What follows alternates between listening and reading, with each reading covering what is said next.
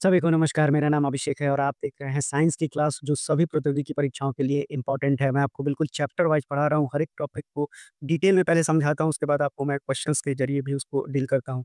आइए, आज की जो टॉपिक है वो है हमारा न्यूटन का सेक मोशन, यानी कि हम पहले न्यूटन्स के सारे लॉज़ को देखेंगे। तो टॉपिक का हेडिंग आप डाल सकते हैं कि हमारा जो टॉपिक है वो क्या है, तो न्यूटन्स के लॉज़ ऑफ मोशन अब हम पढ़ेंगे। अब क्या है न्यूटन्स के लॉज़ ऑफ मोशन, तो न्यूटन ने टोटल कितने लॉज़ दिए? तो टोटल न्यूटन ने 3 लॉ दिए। देयर आर 3 लॉज़ हैं। तो तीनों लॉ में पहला का नाम होता है सिंपल फर्स्ट लॉ, दूसरे का नाम होता है सेकंड लॉ और तीसरे का नाम होता है थर्ड लॉ ऑफ मोशन। अब देखिए, सबसे पहले पहले लॉ को समझते हैं कि होता क्या है। तो पहले लॉ ये कहता है कि अगर कोई बॉडी रेस्ट में है तो वो रेस्ट में ही रहेगा अनटिल अनलेस जब तक कि उस पर कोई एक्सटर्नल फोर्स अप्लाई नहीं किया जाता है। तो पहला लॉ आपको समझ में आ गया होगा। अब इसके एग्ज़ाम्पल्स को हम बहुत सारे एग्ज़ाम्पल्स को देखेंगे। अब यहाँ पर पहला ही जो लॉ होता है उससे एक टर्म आता है जिसको कि हम बोलते हैं इनर्शिया। तो इनर्शिया वह प्रॉपर्टी होता है किसी भी बॉडी का जिसके कारण जो बॉडी होता है वो रेजिस्ट करता है अपने change of state of rest को या फिर मोशन को। यानी कि जो इनर्शिया होगा वो किस पर डिपेंड करेगा? बॉडी के मास पर। यानी कि मास जितना ज़्यादा होगा उस बॉडी का इनर्शिया उतना ही ज़्यादा होगा। उसी तरह से अगर किसी बॉडी का मास कम है तो जो उसका इनर्शिया होगा वो भी क्या हो जाएगा? कम हो जाएगा। जैसे कि आप एक फुटबॉल को किक मारेंगे और एक पत्थर को किक मारेंगे, तो जो पत्थर होगा उसका जो इनर्शिया होगा वो ज़्यादा होगा। उसी तरह से अगर एक रबर बॉल है और एक लेदर बॉल है, उन दोनों में इनर्शिया ज़्यादा किसका होगा? तो लेदर का होगा। तो आपसे कई बार परीक्षाओं में ये सवाल पूछा गया है कि इनर्शिया किस पर डिपेंड करता है? तो मास पर डिपेंड करता है। तो ये बात याद रखिएगा। अब इसीलिए आपको समझाने के लिए ये डायग्राम लिया गया है। तो जो पहला लॉ है, आप देखिए कि अगर कोई व्यक्ति है, मान लीजिए कि ये मैं ही हूँ, तो एक छोटा कार है, तो इसको मुझे पुश करने में कोई भी तकलीफ नहीं होगा। लेकिन अगर वहीं बड़ा गाड़ी होगा, तो उसको पुश करने में काफ़ी मेहनत लगेगा। कारण कारण यही है कि जो रियल कार होता है, उसका मास ज़्यादा होता है और मास ज़्यादा होगा तो इनर्शिया भी ज़्यादा होगा। इसीलिए हमको काफ़ी डिफ़िकल्ट होगा उसको धक्का देने में। वहीं जो छोटा कार है, वो एक स्मॉल मास का है और स्मॉल मास की वजह से इसका इनर्शिया भी स्मॉल होगा, जिस कारण से हम इसको सिंपल हाथ से ही ढकेल सकते हैं। चलिए, तो अब मैंने आपको जितनी भी बातें समझा दी, वो यहाँ पर लिखा हुआ है, आप चाहें तो अपनी कॉपी में नोट कर सकते हैं। तो अब अगर हम बात करते हैं, तो इस पॉइंट को अगर आप देखेंगे तो सब सब चीज़ लिखा हुआ है यहाँ पर, जो भी मैंने आपको पढ़ा दिया है। अब बढ़ते हैं आगे। अब आगे एक और एग्ज़ाम्पल मैंने ले रखा है।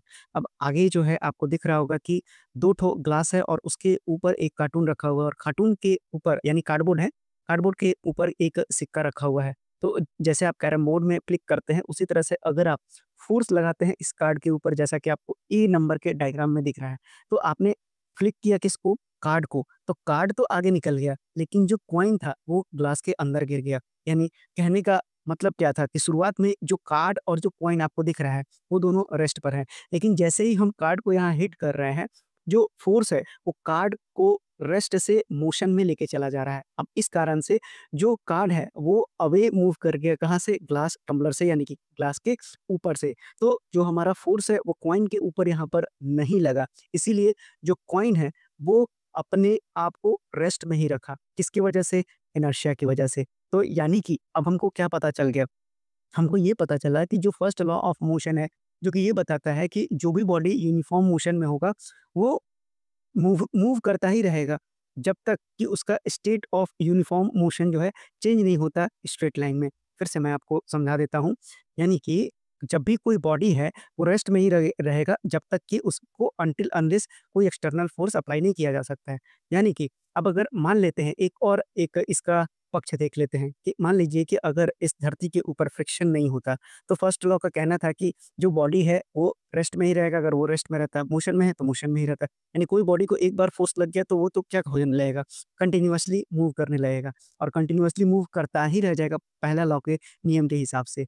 इसीलिए यहाँ पर ऐसा होता नहीं है। क्यों नहीं होता है? क्योंकि हमारे पास एक फ़ोर्स होता है जिसको कि हम फ्रिक्शनल फ़ोर्स कहते हैं। तो जब भी बॉडी आगे चलती है तो जस्ट उसके अपोज़िट डायरेक्शन में हमेशा एक फ़ोर्स लगता है जिसको कि हम फ्रिक्शनल फ़ोर्स कहते हैं। उसी तरह से एक कारपेट को ले लीजिए, कारपेट यानी कि जो आप चादर बिछाते हैं नीचे, अब अगर उसमें बहुत सारा धूल जमा रहता है, आप उसको उठा के उस पर लकड़ी से ज़ोर-ज़ोर से मारिए, क्या होता है? डस्ट तो रेस्ट पे रहता है, लेकिन जैसे ही लकड़ी का फ़ोर्स लगता है, वो आपस में टू एंड फ्रो मोशन करके उड़ने लगता है। तो ये भी इम्पोर्टेंट पॉइंट है, याद रखिएगा। साथ ही साथ एक और पॉइंट मुझे बताना है। और क्या बताना है, तो आपका जो न्यूटन का फर्स्ट लॉ है, याद रखिएगा, इसको कभी-कभी गैलीलियो के भी नाम से जाना जाता है। यानी कि अब हम इसके नाम को क्या बोलते हैं, गैलीलियो लॉ ऑफ मोशन भी कहा जाता है। तो आपसे एग्ज़ाम में ये सवाल बन सकता है। अब आइए कुछ और बेहतरीन एग्ज़ाम्पल्स को समझ लेते हैं जो आपके परीक्षाओं में पूछा गया है या फिर पूछा जा सकता है। देखिए, जैसे ही आप गाड़ी के ऊपर बैठते हैं और अगर गाड़ी सडनली आके निकलता है, तो आप किधर की ओर जाते हैं? तो पीछे की ओर जाते हैं। इसका कारण भी क्या है? इनर्शिया है। लेकिन अगर गाड़ी चल रहा है, लेकिन गाड़ी मोशन में है, आप मोशन में नहीं हैं। जब आप गाड़ी के ऊपर बैठते हैं, तो गाड़ी मोशन में होता है, आप मोशन में नहीं होता है। रिलेटिव मोशन का कॉन्सेप्ट आएगा, तो वो मैं बाद में बताऊँगा आपको। लेकिन अभी आपको क्या दिमाग में रखना है कि आप स्टैटिक पोज़ीशन पर हैं, लेकिन जो बॉडी है यानी कि जो गाड़ी है वो मोशन में है। अब वो जैसे ही ब्रेक सडनली लगाता है, तो क्या होता है? आप किधर गिरते हैं? आगे की ओर गिरते हैं। इसीलिए अगर आप देखेंगे जब आप पीछे की ओर जाते हैं सडनली स्टार्ट करने से, तो जो सीट होता है, सीट के ऊपर माथे यानी कि माथे के पीछे एक गद्दा दिया हुआ होता है, ताकि किसी भी व्यक्ति को पीछे की ओर चोट ना लगे। और आगे जाने के लिए क्या लगाया जाता है? तो इसीलिए सीट बेल्ट को लगाया जाता है। तो आपको सीट बेल्ट का समझ में भी आ गया होगा और साथ ही साथ इसको क्या बोला जाता है तो मैं लिख देता हूँ। ये वाला जो पोर्शन है इसको बोला जाता है हेड रिस्ट्रेन यानी कि हेड को चोट लगने से बचाने वाला ये हथियार है। तो क्या बोलते हैं इसको हेड रिस्ट्रेन और यहाँ पर ये व्यक्ति आगे गिरेगा इसलिए यहाँ पर क्या लगाया जाता है सीट बेल्ट। तो अब आपको हर चीज़ फर्स्ट लॉ से संबंधित बातें मैंने आपको समझा दिया है। अब हम चलिए सेकंड लॉ के ऊपर उससे पहले हम क्या देखेंगे, तो उससे पहले हम देखेंगे मोमेंटम के बारे में। तो मोमेंटम क्या होता है? तो मोमेंटम को डिनोट किया जाता है P से और ये क्या होता है प्रोडक्ट ऑफ मास और वेलोसिटी का प्रोडक्ट होता है।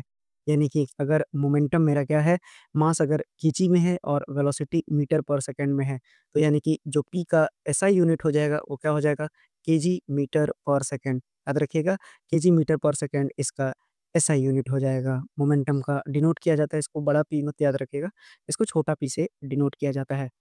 अब जो मोमेंटम है, वो किस पर डिपेंड करता है? तो ये मास और वेलोसिटी पर डिपेंड करता है। अब आइए अगर हम बात करें कि अगर मेरा कोई बॉडी है, अगर मेरे पास कोई एक बॉडी है और ये बॉडी रेस्ट पर है, ये सारे सवाल हैं जो आपसे डायरेक्टली पूछा जाएगा। कब मोमेंटम की वैल्यू कितनी हो जाएगी? तो ना मास तो है, लेकिन इसके पास कोई वेलोसिटी नहीं है, रेस्ट पर है बॉडी। क्या हो जाएगा आपका? ये इसका जो मोमेंटम है, वो 0 हो जाएगा। यानी कि मोमेंटम ज़्यादा होने के लिए जितना ज़्यादा मास होगा और जितनी ज़्यादा वेलोसिटी होगा, उतना ही ज़्यादा हमारा मोमेंटम होगा। तो यानी P ज़्यादा कब होगा? जब मास भी ज़्यादा होगा या दोनों में से मास तो मान लीजिए कि कोई 20 किलो का है, कोई 30 किलो का है, लेकिन अगर वेलोसिटी को तो बढ़ाया और घटाया जा सकता है ना, तो जितना ज़्यादा वेलोसिटी होगा, उतना ही ज़्यादा हमारा मोमेंटम भी आएगा, मोमेंटम भी यही आएगा। अब आपको एक एग्ज़ाम्पल दिखाते हैं। अब इस तस्वीर को देखिए, इस तस्वीर में अगर आप देखेंगे तो यहाँ पर एक कराटे वाले व्यक्ति हैं भाई साहब, ठीक है? कुंग फू कराटे और वो भी साथ ही साथ ब्लैक बेल्ट वाले हैं। तो यहाँ पर अब ये क्या करेंगे कि ये जितने भी नंबर ऑफ टाइल्स रखा हुआ है, इस पर ये क्या लगाएँगे, तो इस पर ये फ़ोर्स लगाएँगे और अब जब भी हाथ यहाँ से आएगा, तो निश्चित रूप से क्योंकि इनका जो हाथ का मास है, वो तो फिक्स है, भले 10 किलो का हो, चाहे 20 किलो का हो, लेकिन ग्रेटर स्पीड से कौन आएगा, तो हाथ जब यहाँ से नीचे आके टकराएगा, यानी इसका अगर वेलोसिटी जितना ज़्यादा तेज़ होगा, इम्पैक्ट जितना ज़ोर से पड़ेगा टाइल्स पर, टाइल्स टूटने की संभावना उतनी ज़्यादा हो जाएगी। तो भाई साहब ने मोमेंटम का यहाँ पर एग्ज़ाम्पल शो करके दिखा दिया है। कि भाई साहब हम जो है पूरा का पूरा जो टाइल्स है वो तोड़ दिए हैं। इसीलिए तोड़ दिए क्योंकि हमारा जो हाथ का स्पीड वेलोसिटी था वो काफ़ी ज़्यादा था जिस वज़ह से मोमेंटम बढ़ गया और लार्ज मोमेंटम की वज़ह से ये टाइल्स टूट गया। तो ये आपके एग्ज़ाम में पूछा जा सकता है सवाल। अब उसी तरह से देखिए कि जब भी जो क्रिकेट बॉल होता है, वो बहुत ही ज़्यादा भारी नहीं होता है, लेकिन अब शोएब अख्तर हो गया और उसी तरह से आपको मिचेल स्टार्क हो गए, जसप्रीत बुमराह हो गए, जो जिनकी रफ़्तार 140 के ऊपर है, 150 भी ये लोग फेंक देते हैं, 150 किलोमीटर प्रति घंटे की बात कर रहा हूँ।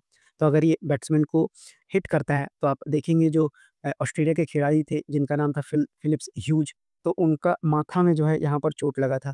तो उनका देहांत क्यों हुआ था? क्योंकि बॉल तो आपका 150 ग्राम का ही है, 156 ग्राम का ही है, लेकिन वो स्ट्राइक इतना तेज़ी से किया लार्ज मोमेंटम की वजह से, है ना? क्योंकि तेज़ गेंदबाज़ी कर रहे थे। तो इस कारण से इम्पैक्ट यहाँ इतना तेज़ हुआ कि वहाँ की नसें ही ब्लॉक हो गई, जिस कारण से उनकी मृत्यु हो गई। तो इसीलिए आज अब बैट्समैन जो है यहाँ पर भी प्रोटेक्शन लगाते हैं, हेलमेट होने के बावजूद भी यहाँ पीछे में। अब आप देखेंगे कि जो भी गेंदबाज होते हैं सॉरी जो भी आप देखेंगे कि जो कैच करने की प्रैक्टिस होती है तो जब भी लेदर बॉल से खेलते हैं, कॉस्को बॉल की बात नहीं कर रहे हैं, जो लेदर बॉल होता है, सीजन बॉल होता है, जब भी उसको कैच किया जाता है तो उसको लेकर उसके मोमेंटम को कम किया जाता है, ताकि जो हाथ में चोट है वो कम लगे। यानी कि बहुत तेज़ वेलोसिटी से आ रहा है ना वो, तो हाथ में आएगा तो हम क्या करेंगे, उसको हाथ को अपने पीछे खींचेंगे, ताकि जो उसका वेलोसिटी है वो जितना जल्दी कम हो जाएगा, उतना कम चोट लगेगा। तो इम्पोर्टेंट पॉइंट्स है, इन सब बातों को याद रखिएगा, डायरेक्टली आपके एग्ज़ाम में सवाल बनेगा। ये सारी चीज़ें मोमेंटम समझ में आ गया है, तो अब हम लोग क्या पढ़ेंगे? तो अब हम लोग पढ़ने जा रहे हैं न्यूटन्स के सेकंड लॉ ऑफ मोशन को। अब इसको थोड़ा-सा डिटेल में समझेंगे, क्योंकि परीक्षा में सवाल यहाँ से ज़्यादातर आता है। तो सेकंड लॉ ऑफ मोशन क्या कहता है? समझ लीजिए पहले कि जो rate of change of momentum होता है, यानी कि समय के साथ जो मोमेंटम बदलाव होता है, वो डायरेक्टली प्रोपोर्शनल होता है फ़ोर्स अप्लाइड के। यानी कि मैं बोलूँ तो फ़ोर्स जो होता है, force is directly proportional to rate of change of momentum.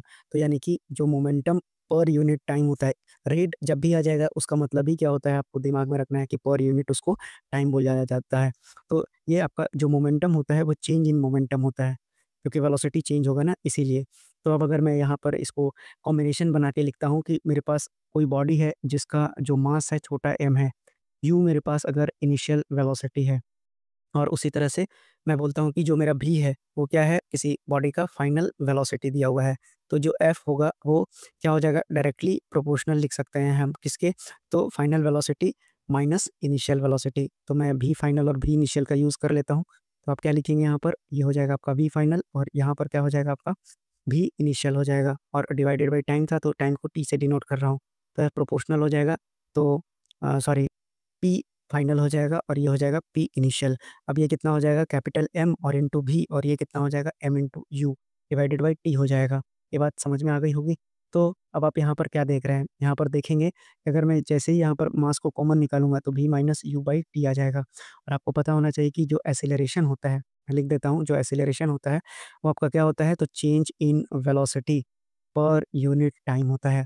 तो ये कितना हो जाएगा? v minus u by T हो जाएगा।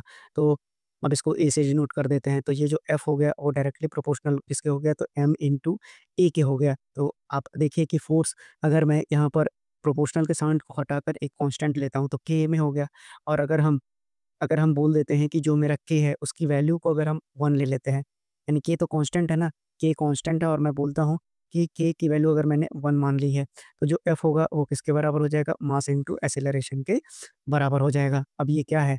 यही तो है आपका न्यूटन्स का सेकंड लॉ ऑफ मोशन। और देखिए, फ़ोर्स का डेफिनिशन मैंने आपको बहुत बार पढ़ा रखा है, वो होता ही क्या है? वो होता है आपका मास इंटू एक्सेलरेशन। अब अगर हम यहाँ से ए की वैल्यू निकालें, तो ए की वैल्यू क्या हो जाएगा? एफ बाई एम हो जाएगा।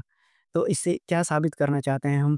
क्या साबित करना चाहते हो? बता रहा हूँ कि जो एक्सेलरेशन प्रोड्यूस होता है बॉडी का, वो डायरेक्टली प्रोपोर्शनल होता है फ़ोर्स के, और साथ ही साथ इनवर्सली प्रोपोर्शनल होता है किसके? मास ऑफ बॉडी के। क्या बोला मैंने? एक्सेलरेशन डायरेक्टली प्रोपोर्शनल होता है फ़ोर्स के, और इनवर्सली प्रोपोर्शनल होता है मास के। यानी कि फ़ोर्स जितना ज़्यादा होगा, एक्सेलरेशन भी उतना ज़्यादा होगा। लेकिन मास जितना ज़्यादा हो जाएगा, एक्सेलरेशन उतना क्या हो जाएगा? कम हो जाएगा। इस लाइन का मतलब यही होता है। ठीक? अब इसको समझेंगे एक एग्ज़ाम्पल से। तो इस डायग्राम को देखिए, अब इस डायग्राम को देखिए, एक कार है जो कि 600 किलो का है, और एक जो कार है वो 2600 किलो का है। तो ज़ाहिर-सी बात है 600 किलो वाले पर कम फ़ोर्स लगाना पड़ेगा, और जो 2600 किलो वाला पर है उस पर ज़्यादा फ़ोर्स लगाना पड़ेगा। क्यों? क्योंकि मैंने अभी बताया कि जो एक्सेलरेशन होता है वो इनवर्सली प्रोपोर्शनल होता है मास के। यहाँ पर मास ज़्यादा है ना? और यहाँ पर मास क्या है? कम है। तो दूसरे वाले कंडीशन में आपको उसको धक्का देने के लिए, उसको एक्सेलरेशन में लाने के लिए, उसमें रफ़्तार लाने के लिए आपको ज़्यादा फ़ोर्स देना पड़ेगा। ये बात आपको समझ में आ गई होगी। उसी तरह से अब अगर फ़ोर्स क्या है आपका? Mass into acceleration. मास हो गया केजी और एक्सेलरेशन हो गया मीटर पर सेकंड स्क्वायर। तो जो फ़ोर्स का यूनिट बना केजी मीटर पर सेकंड स्क्वायर हो गया। अगर मेरे पास मास 1 किलो का है और जो एक्सेलरेशन है वो 1 मीटर पर सेकंड स्क्वायर है, तो जो फ़ोर्स हो जाएगा वो कितना हो जाएगा? 1 केजी मीटर पर सेकंड स्क्वायर हो जाएगा, जिसको कि हम क्या बोलते हैं? 1 न्यूटन बोलते हैं। तो याद रखिएगा कि न्यूटन और केजी मीटर पर सेकंड स्क्वायर दोनों एक ही चीज़ होता है। ये मैं आपको पहले भी पढ़ा चुका हूँ। तो ये कुछ एग्ज़ाम्पल्स है जो मैंने आपको समझा दिया है, लेकिन इमेज के थ्रू नहीं दिखाया था। देखिए, जब भी कोई सीज़न बॉल से खेल होता है तो हम क्या करते हैं? अपने हैंड के मूवमेंट को नीचे लेकर जाते हैं, ताकि इसके मोमेंटम को कम किया जा सके। यानी वेलोसिटी कम हो जाएगा तो मोमेंटम भी कम हो जाएगा, जिससे चोट हाथ में कम लगेगा। देखिए, भाई साहब हैं जो कि ऑस्ट्रेलियन के खिलाड़ी हैं, मेरे हिसाब से ये मैथ्यू हेडन दिख रहे हैं। तो ये भी जो है कैच पकड़ के क्या कर रहे हैं, अपने हाथ को पीछे की ओर खींच रहे हैं। अब उसी तरह से देखिए कि कोई भी एथलीट जिसको कि जंप करना होता है, तो वो क्या करता है, पहले से दौड़ कर आता है। क्यों दौड़ कर आता है? ताकि वो अपना मोमेंटम को बढ़ा सके, क्योंकि वेलोसिटी जितना ज़्यादा होगा मोमेंटम उतना तेज़ होगा। क्रिकेट बॉल में भी मैंने आपको बताया कि 150 किलोमीटर प्रति घंटे फेंकने के लिए आपको काफ़ी दूर से दौड़ कर आना होता है, काफ़ी तेज़ दौड़ कर आना होता है। तभी आप उस मोमेंटम को गेन कर पाते हैं। जैसा कि आपने शोएब अख्तर को देखा होगा, ब्रेट ली को देखा होगा, वो कितनी दूर से दौड़ कर आते हैं इस मोमेंटम को गेन करने के लिए। उसी तरह से कार में सीट बेल्ट क्यों ज़रूरी है, ये मैंने आपको पहले ही समझा दिया है। अब आइए बढ़ते हैं अपने अगले लॉ पर। तो अगला लॉ का नाम क्या है? तो न्यूटन्स का अब आप तीसरा लॉ पढ़ने जा रहे हैं। तो थर्ड लॉ ऑफ मोशन किससे संबंधित है? तो थर्ड लॉ ऑफ मोशन संबंधित है एक्शन और रिएक्शन से। अब आइए समझ लेते हैं क्या होता है। तो according to Newton's third law of motion every action has equal and opposite reaction. कैसे समझेंगे? सबसे पहले तो आपको एक स्केटिंग पहनना पड़ेगा नीचे, तभी आपको ये समझ में आएगा एक्सपेरिमेंट। एक दीवार है सामने, मान लीजिए आप स्केटिंग पहन लिए हैं, दौड़ के गए उसमें से, अपना फ़ोर्स लगाया, तो जो फ़ोर्स लगाया वो एक्शन हुआ। अब दीवार रिएक्शन देगा, कैसे? कि जितना ज़ोर से आप मारेंगे उतनी ही ज़ोर से दीवार भी आपको धक्का देगा, जिससे कि आप यहाँ पर देख रहे हैं इसने धक्का दिया तो ये हो गया एक्शन, और दीवार ने अपनी तरफ से एक फ़ोर्स लगाया, जिससे कि आप दूर चले गए, जिसको कि हम बोलते हैं रिएक्शन। तो उसी तरह से एक्शन और रिएक्शन के लिए हमेशा 2 बॉडी की आवश्यकता होगी। आप यहाँ पर भी देख सकते हैं कि एक व्यक्ति हैं भाई साहब, जो इन गाय या फिर बैल माता, सॉरी गाय माता या फिर बैल जी को खींच रहे हैं, तो बैल जी भी या फिर गाय जी भी क्या कर रहे हैं, अपनी तरफ से फ़ोर्स लगा रहे हैं। तो ये एक्शन कर रहे हैं, तो ये भी रिएक्शन दे रहे हैं उसका। इसी को न्यूटन्स का तीसरा नियम बोला जाता है। वहीं अगर एक वॉल से 2 स्प्रिंग बैलेंस को लिया गया है, दोनों को मिला दिया गया है, तो यहाँ पर अगर इन्होंने एक्शन लगाया 4 न्यूटन का, तो यहाँ से भी रिएक्शन कितना होगा, ये भी कितना खींचने का कोशिश कर रहा है, 4 न्यूटन का ही खींचने का कोशिश कर रहा है। तो ये थी आपको न्यूटन्स तीसरे लॉ से संबंधित बातें, जो मेरे हिसाब से आपको आसानी से समझ में आ गया होगा। और भी बहुत सारे एग्ज़ाम्पल हैं, जो मैं आपको दिखाने का कोशिश करता हूँ। इससे पहले कि हम आपको इमेज दिखाएँ, उससे पहले एक चीज़ समझा देते हैं जो न्यूमेरिकल पॉइंट ऑफ व्यू से काम आएगा। मान लीजिए कि कोई एक बॉडी है, अब इस बॉडी का जो मास है वो मान लिया कि m है, m केजी का मास है। तो जब भी कोई बॉडी अगर ग्राउंड पे लाई करता है, ग्राउंड है तो ज़ाहिर-सी बात है नीचे खींच दीजिए ऐसे, तो ग्राउंड है, तो ग्राउंड पर जो इसका वेट होगा, वो वेट mg हमेशा किधर लगता है? नीचे की ओर लगता है। और इसके एवज में एक और फ़ोर्स लगता है, जिसको कि हम रिएक्शन फ़ोर्स बोलेंगे, क्योंकि वेट भी एक तरह का फ़ोर्स है, क्योंकि मास इंटू ग्रेविटी फ़ोर्स का ही काम करता है, और फ़ोर्स भी न्यूटन हो गया, तो ये आपका जो फ़ोर्स नीचे की ओर लगा वो एक्शन हो गया, और ऊपर की ओर क्या लग गया? रिएक्शन हो गया। तो ये पॉइंट इम्पोर्टेंट था, याद रखिएगा। अब एक और बेहतरीन एग्ज़ाम्पल जो आपके परीक्षाओं में हमेशा पूछा जाता है, अगर कोई स्विमर है उसको आगे बढ़ना है, तो आगे बढ़ने के लिए वो हाथ से क्या करता है? पानी को पीछे की ओर धक्का देता है, यानी कि ये किया एक्शन, तब जो है पानी इसको आगे की ओर पुश करता है, जिसको कहा जाता है रिएक्शन। तो ये भी एग्ज़ाम्पल किसका है? तीसरे लॉ का। अब आइए कुछ और एग्ज़ाम्पल्स जो आपके परीक्षाओं में हमेशा पूछा जाता है। तो सबसे पहले रिकॉइल ऑफ गन तो एक अलग टॉपिक ही है, उसको भी हम पढ़ाएँगे आपको, और साथ ही साथ इसका इक्वेशन भी आपको डिराइव करके समझाएँगे कि कैसे इस तरह के सवाल को बनाना है, क्योंकि एग्ज़ाम में सवाल इस पर बनता है। तो देखिए, जैसे ही आप बंदूक से गोली छोड़ते हैं, तो आप देखेंगे जैसे ही आप गोली को छोड़ते हैं, तो जो बंदूक है वो पीछे की ओर झटका मारता है, यानी कि गोली निकला आगे एक्शन, उसका रिएक्शन पीछे बंदूक झटका देता है। तो यहीं पर ये क्या है? एक्शन और reaction, third law of motion का एग्ज़ाम्पल। उसी तरह बलून को भर दीजिए और बलून को जो है उसमें हवा भर के खोल दीजिए, क्या हो जाएगा? एक्शन और रिएक्शन होगा, यानी कि आप नीचे की ओर हवा आएगा, तो ऊपर की ओर बैलून शिफ्ट हो जाएगा। तो ये भी क्या हो गया आपका? एक्शन और रिएक्शन हो गया। वहीं रॉकेट प्रोपल्शन 100 बार नहीं, हज़ारों बार ये सवाल हर परीक्षा में पूछा जाता है कि रॉकेट प्रोपल्शन किसका एग्ज़ाम्पल है? तो थर्ड लॉ ऑफ मोशन का एग्ज़ाम्पल है, ठीक है? तो यहाँ पर आप देख पा रहे होंगे कि जो गैसेस की वजह से फ़ोर्स डेवलप होता है, तो ये आपका क्या हो गया? एक्शन, और इसी की वजह से ये आगे ऊपर जाने की कोशिश करता है, जिसको कि हम क्या बोलते हैं? रिएक्शन, ठीक? तो ये भी आपको याद रखना है। अब आइए हम अपना अगला टॉपिक पढ़ने जा रहे हैं, तो अगला टॉपिक हमारा क्या है? तो ये है आपका कंज़र्वेशन ऑफ मोमेंटम हम पढ़ने जा रहे हैं। जैसे कंज़र्वेशन ऑफ एनर्जी पढ़ते हैं, तो क्या हम मोमेंटम को भी कंज़र्व कर सकते हैं? बिल्कुल कंज़र्व कर सकते हैं। तो momentum can neither be created nor be destroyed. तो ये देखिए 2 कंडीशन ले रहे हैं, एक जो है छोटा गाड़ी है और दूसरा जो है आपका बड़ा गाड़ी है। तो ये जो आपका सीन दिख रहा है, ये है मोमेंटम बिफोर कोलिजन का, ठीक है? और जो कोलिजन होगा, अब दोनों के आपस में क्या हो गया? कोलाइड हो गया, तो ये बन गया कोलिजन। और कोलिजन के बाद ज़ाहिर-सी बात है कि अगर इनिशियल वेलोसिटी इसका u1 है और इसका u2 है, मास m1 है और m2 है, तो मास तो नहीं बदलेगा कोलिजन के समय भी। बदलेगा क्या? तो वेलोसिटी बदल जाएगा। तो अब जो फाइनल वेलोसिटी है, वो कितना हो जाएगा? इस बड़े गाड़ी का v1 हो गया, और जो छोटे गाड़ी का जो वेलोसिटी है वो v2 हो गया। तो ये क्या बन गया? तो ये आपका हो गया मोमेंटम आफ्टर कोलिजन, ठीक है? तो अब देखिए, तो मोमेंटम बिफोर कोलिजन कितना होगा आपका? तो ये हो जाएगा m1 u1 plus m2 u2 हो जाएगा। और जो आफ्टर कोलिजन हो जाएगा वो हो जाएगा M2 V2 और प्लस M1, यहाँ पर आपको M1 U1 plus M2 U2 और यहाँ हो जाएगा M2 V2 और M1 V1 और प्लस कितना हो जाएगा, ये आपका हो जाएगा M2 V2। तो जब मोमेंटम को आप कंजर्व करेंगे तो ये दोनों बराबर आना चाहिए। तो momentum before collision, conservation of momentum का मतलब क्या हो गया, मोमेंटम बिफोर कोलिजन ये किसके बराबर होता है। तो आपको डेरिवेशन की जरूरत नहीं है क्योंकि डेरिवेशन आपसे थोड़ी एग्जाम में पूछेगा। तो ये हो जाएगा मोमेंटम आफ्टर कोलिजन हो जाएगा। तो अब आप क्या लिख सकते हैं, आप लिख सकते हैं कि जो M1 U1 है और प्लस जो M2 U2 है, ये किसके बराबर हो जाता है, M1 V1 और प्लस M2 V2 के बराबर हो जाता है। यही आपको दिमाग में रखना है, जिसको कि हम क्या बोलते हैं, कंजर्वेशन ऑफ मोमेंटम बोलते हैं। इंपॉर्टेंट है, बिल्कुल याद रखिएगा। अब इसी का जो है एक एग्जाम्पल हम देखेंगे, ठीक है। इसी का एक एप्लीकेशन कह लीजिए, एग्जाम्पल कह लीजिए। तो एप्लीकेशन में मैंने आपको शुरुआत में ही समझाया था और वो क्या था, तो रिकॉइल वेलोसिटी ऑफ गन मैंने बताया था आपको। तो अब मैं वहीं पर आपको लेके चलता हूँ। तो इसका जो एक एप्लीकेशन जो आपसे हमेशा एग्ज़ाम में पूछा जाता है, तो अब अगर और एक कई बार तो न्यूमेरिकल भी आता है, तो रिकॉइल वेलोसिटी ऑफ गन कितना हो जाएगा, तो मैं उस फिगर को उठा लेता हूँ वहाँ से। तो देखिए, यहाँ पर आपके पास फिगर मैंने आपको समझा के रखा है, ये देखिए। यहाँ पर ये रिकॉइल वेलोसिटी कैसे निकालेंगे, ये समझ लेते हैं सबसे पहले। तो इसको समझने के लिए हमको सबसे पहले एक डायग्राम लेना पड़ेगा। तो मैं बना देता हूँ डायग्राम आपको, ये देखिए, ये आपका क्या हो गया, ये आपका गन हो गया, है ना? तो यहाँ पर ये ट्रिगर लग जाएगा, ठीक है? तो ये आपके पास क्या हो गया, बंदूक हो गया और यहाँ पर क्या हो जाएगा, ये आपका बुलेट हो जाएगा। तो गन हो गया और साथ ही साथ आपके पास बुलेट भी हो गया। तो आपके पास क्या-क्या आएगा, यहाँ पर अगर मैं बात करूँ तो यहाँ पर मास ऑफ गन आ जाएगा और साथ ही साथ ये हो जाएगा आपका मास ऑफ बुलेट, ये हो गया, है ना? और उसी तरह से अगर मैं बात करता हूँ कि यहाँ पर वेलोसिटी ऑफ गन आएगा, रिकॉइल वेलोसिटी पीछे की ओर आएगा तो उसको क्या मान लिए हम, वेलोसिटी ऑफ गन मान लिए। मैं डायरेक्टली लिख रहा हूँ, V1 V2 के टर्म में नहीं लिख रहा हूँ ताकि आपको समझने में आसानी हो।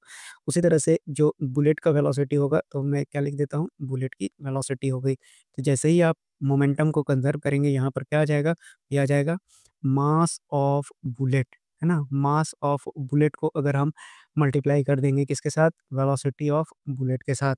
तो ये बराबर होना चाहिए। किसके? क्योंकि एक्शन और रिएक्शन है। तो ये बराबर किसके बराबर हो जाएगा? तो मास ऑफ गन, ठीक है? Mass of gun. और अब ध्यान से पहले समझ लीजिए, अब गन जो है ना, तो रिकॉइल वेलोसिटी बोलते किसको हैं? तो बंदूक चलाने के बाद जो बंदूक धक्का देता है पीछे की ओर, तो इस जो गन का वेलोसिटी होता है वही होता है रिकॉइल वेलोसिटी, है ना? तो गन का हमेशा रिकॉइल वेलोसिटी निकलता है। तो क्या निकालना है आपको? Recoil velocity of gun. अब यहाँ पर एक क्वेश्चन में ये दिया रहेगा, ये दिया रहेगा, ये दिया रहेगा, तो आप इस ये जो अननोन पार्ट है उसको आप निकाल सकते हैं यहाँ से। तो यहाँ पर जो आपका सेकंड थर्ड लॉ है वो भी अब खत्म हो गया, ठीक है? तो अब ये चैप्टर आपका खत्म हो गया, अब हम लोग चलेंगे क्वेश्चंस की ओर। आइए शुरुआत करते हैं अपने पहले क्वेश्चंस के साथ। आपसे कहता है कि जो rate of change of momentum है of an object is proportional to the applied unbalanced force in the direction of the force. This rule is known as, तो मैंने आपको क्या समझाया है, इस रूल को कहा जाता है Newton second law of motion कहा जाता है। अगले क्वेश्चन को करने की कोशिश कीजिए। बोलता है कि if we move the tree branch fast then some of the leaves get detached from the tree due to, देखिए, ट्री अगर खड़ा रहेगा तो पत्ता भी खड़ा रहेगा, लेकिन जैसे ही उसको कोई झकझोरेगा तो ट्री उसमें से गिरने लगेगा। यानी कि a body at rest remains at rest until unless external force is applied on it, ठीक है। हवा भी चलेगा तो फोर्स ही एक तरह का, तो यानी कि उस कंडीशन को क्या बोला जाता है, इनर्शिया बोला जाता है। तो देखिए, आप क्वेश्चन आसानी से कर पा रहे हैं, तो बहुत अच्छी बात है। अगले सवाल को देखिए, अगला सवाल आपसे क्या बोलता है कि which of the following example illustrates the Newton का पहला लॉ। तो हमने बताया आपको कि जब भी कोई बस स्टार्ट्स होता है अब्रप्टली, तो जो पैसेंजर होता है वो पीछे की ओर चला जाता है। ये आपका न्यूटन का एग्जाम्पल है फर्स्ट लॉ का। बढ़ते हैं अपने अगले क्वेश्चन पे। पूछा गया है, सोचिए, ये आरआरबी एनटीपीसी में ही सवाल पूछा गया है आपसे कि जो सर आइजैक न्यूटन है वो कितने लॉ दिया है, ठीक है। तो अपने mathematical principle of natural philosophy जो 1687 में पब्लिश हुआ था, उसमें इन्होंने बताया ग्रेविटी से रिलेटेड और साथ ही साथ यूनिवर्सल ग्रेविटेशनल से रिलेटेड कितने, तो यहाँ पर 3 लॉ सही आंसर हो जाएगा। अगला सवाल उसी को पलट के पूछ दिया गया कि 3 लॉज़ किसके द्वारा प्रपोज़ किया गया था? तो ये प्रपोज़ किया गया था न्यूटन सर के द्वारा। अगले सवाल की बात करें तो आपसे न्यूटन के सेकंड लॉ के बारे में बात किया जाता है, तो rate of change of momentum directly proportional to force applied on it, और ये किसके बराबर होता है, तो F बराबर मास इनटू एक्सीलरेशन के बराबर होता है। तो ऑप्शन नंबर 20 सवाल का बिल्कुल सही उत्तर हो जाएगा। आइए देखते हैं अब अगला सवाल। देखिए ये सारे के सारे सवाल आपके पीवाईक्यू यानी कहीं एसएससी, सीजीएल में पूछा गया है, आरआरबी, एनटीपीसी, एएलपी, जेईई या फिर सीएचएसएल, कहीं न कहीं आपको ये पूछा गया है, साथ ही साथ स्टेट एग्ज़ाम में। तो चलिए अब अगला है कि न्यूटन्स का पहला लॉ ऑफ मोशन क्या कहलाता है? तो उसको हम लॉ ऑफ इनर्शिया भी बोलते हैं।